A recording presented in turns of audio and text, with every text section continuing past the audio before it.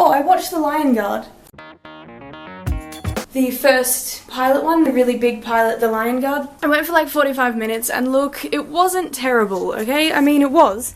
I really felt bad for it. Okay, I started off this video with nothing to say and now I feel like I'm full of opinions about The Lion Guard. So I'm gonna do a really quick rant. I feel like having Kiara and Simba and Nala and everyone there was really kind of ruining it for me because I know what I think Simba would have been saying and it just didn't line up at all. I mean, sure, he's king now, and he has to have grown up a little bit, but screw that, you have to be true to your character, man. You can probably hear the city outside, can you hear that? I'm just gonna turn the window off. Turn off the noises. Windy, windy, windy, windy. Simba obviously had grown up, and his son Keon was ruling the joint, and you probably all know what happens basically, is that he gets this raw, powerful roar and he gets one of those little My Little Pony stamps on his shoulder to show him that he's got the roar and the courage, and then one has keen sight. And anyway, he collects this group of friends and he protects the Pride Lands from the hyenas, and it's the same story you've heard a million times, of course. Rehashing my childhood favourite is always dangerous, but the one thing I couldn't look past was the animation.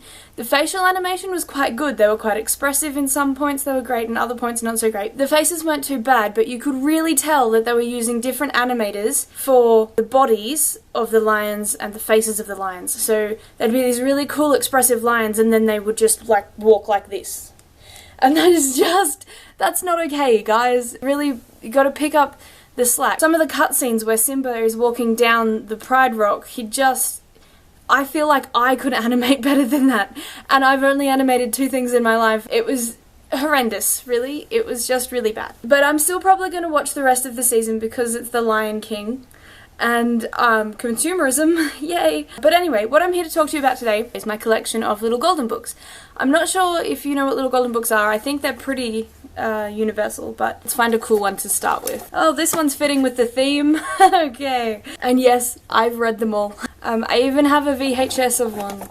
The Tawny Scrawny Lion, so beautiful. Let me just give you a really quick bookshelf tour of them. Like, you're not going to be able to tell which books they are. I'm just going to do a little pan across so that you can see that I do have quite a few. So that's one shelf.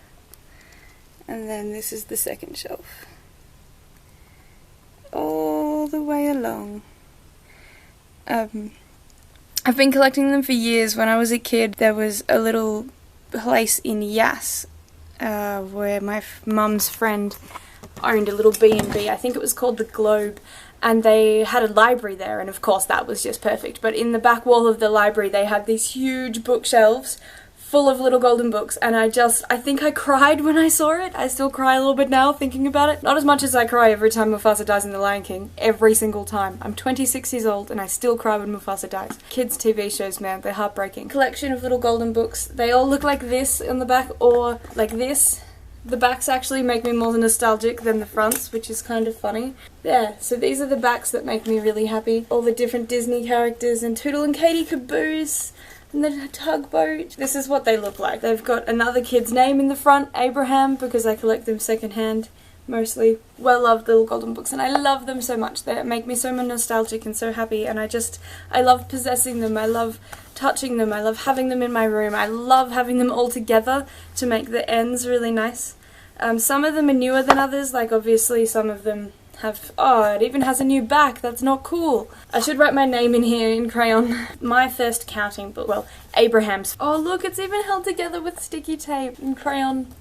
That's embarrassing. These are the little golden books of our lives. Do you remember them? If anybody here actually has any, please tell me which ones you have. Like Tootle and Katie Caboose, Scruffy the Tugboat, all the classics. Like if you had something weird like what Lily Goose found, and it was your favourite. Like, I've got a favourite one called Gulliver, the Gull Who Lost the Sea. I don't even know where it is at the moment. It'll be in this collection here somewhere. Giant Who Wanted Company. I lie, I haven't read all of these. There's so many. Once I bought a whole box of them. I need to rescue these books. I should have done this before I started filming. You're probably just looking at the top of my head right now, aren't you? You can't see these books at all. There's a lot of religious ones too that pop in and out, which are kind of cool. This is exactly what I remember most of my childhood books looking like because of this. Eloise Wilkin, her name is, draws little characters like this. And like this. Look at their faces, their little doll faces. I'm identifying with these characters because of the way that they're drawn. And obviously sometimes, you know, things double up. I get favourites and then I just have so many of them. Illustrated by Don Williams and H.R. Russell. Are they the animators? It's not though. Look, these are copies, you can tell. That's not the real Simba. Look at them all. Woo, so many. I should count them. Ow. 276. I have 276 little golden books. The most recent of these are The Three Little Bears, The Waltons' Birthday Present, The Magic Friend Maker, Tootle, Dogs, The Pied Piper, and Sesame Street's I Think It's Wonderful. Walt Disney's Golden Treasury. Isn't it just nice? It's just so nice. Best shop ever. So that was from the Green Shed in Civic in Canberra. And I only went through 4 shelves. It might have been the Adelaide one, it might have been the Sydney one. I can't remember which Comic Con I went to, but I bought this there. So this is a little golden book writing diary. Oh, it even has someone's name in the front, Bianca Sellings. So I haven't actually used it. I think it's too pretty. Oh my god, look, there's things in here I bought that I forgot about. Check this out. Nekochi.com. Look at them! They're beautiful! I forgot they were even there. I'm gonna put them somewhere. Somewhere! I don't know where. I love conventions. They're very crowded and there's a lot of people there, but you get some cool stuff if you stick it out. Okay, so a quick book haul. As well as the little golden books, I also got Roald Dahl's James and the Giant Peach, The Wizard of Oz by F.L. Baum, Kilmeny of the Orchard by L.M. Montgomery, The Devil Wears Prada by Lauren Weisenberger. This one is really cool. Cactus is Growing for Beginners by Vera Higgins and that person. And then this from the York Library from the Strand Arcade is really cool. The Flowering Thorn it's called. And it's got this leather cover around it. And then on this side we got The Wrong Way Home. That's by Peter Moore. I'm excited about that one. He's a good travel writer. I've got Cecilia Ahern's P.S. I Love You, which I don't think I've actually read. Although maybe I have. I can't really remember. Then I've got Julie Powell's Julie and Julia and Freya North's Secrets. So they're probably all going to be ones that I do read in the upcoming year. Yeah, so that's that. Thank you so much for watching this vlog. Mondays are a little bit less routine. I kind of just do whatever I want on Mondays and then have no idea what I want to do. Try out different camera angles and just walk around vlogging.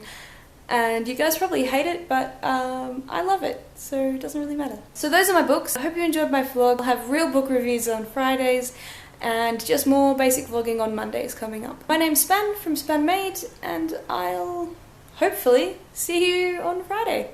Oh, that is my foot. Hello, Mr. Foot.